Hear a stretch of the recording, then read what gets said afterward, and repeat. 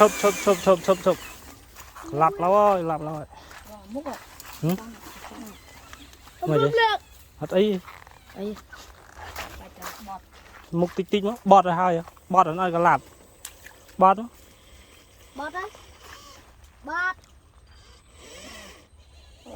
thôi bên thôi tả một mục mà ruột mùi mới cắm mặt ấy bây có mọi băng camera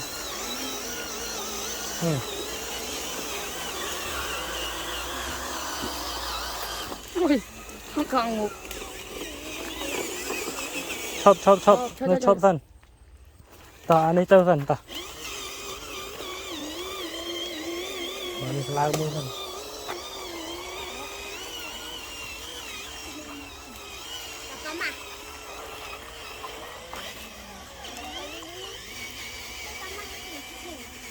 nuôi rồi tỏ mới coi chơi thôi lao tỏ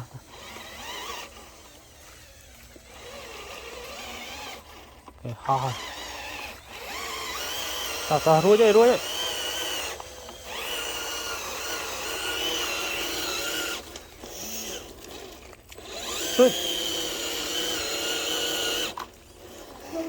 đây nó này nổi vô từ khang nổi vô vì mà tao mà trăng luôn á con ở đây mò đấy tụt lên rồi đây vô từ trăng chuồn cả đã bù bạn thôi thôi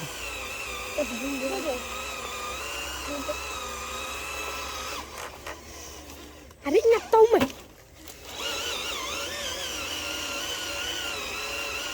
rụi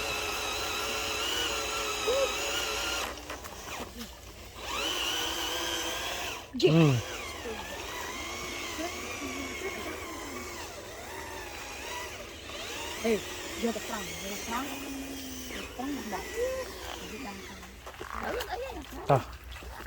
anh ấy ho hay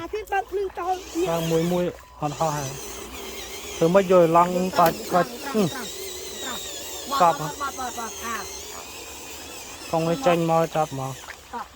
cái mưa càng mục lan à mà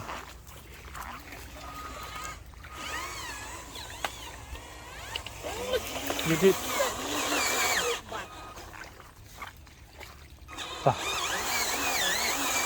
run ông con muối cho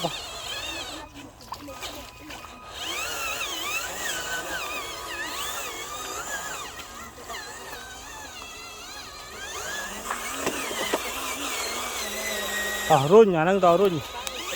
con muối bọt đó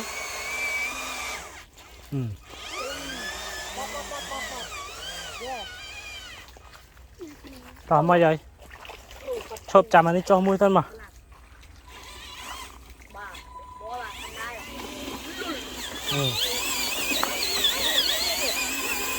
chộp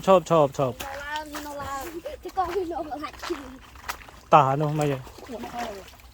tả tôi mua có cay đại mày vậy là phần nào đấy bà thực lệ tật mình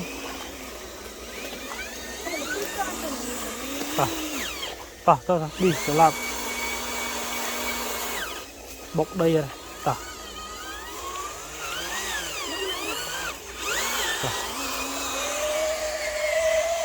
mà tả bao nhiêu cân lọc bốc ấy được cả lát thôi đấy ở đây mà mốc tích bài ai tao nói tích giờ cả lát đôi tầm này mà trăng ấy bật câu lao thấy thôi với thôi trăng thì ta lược vinh nương pi ớt chốt ngon thế nòm cả bạch lưỡi ấy, ba tốt Cả chỗ đó.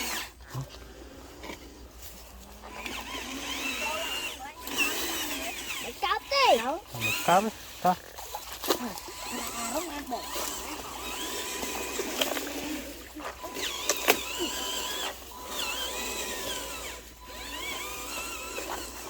này rồi lại chạ khơi nữa một chạ nó chạ này riêng riêng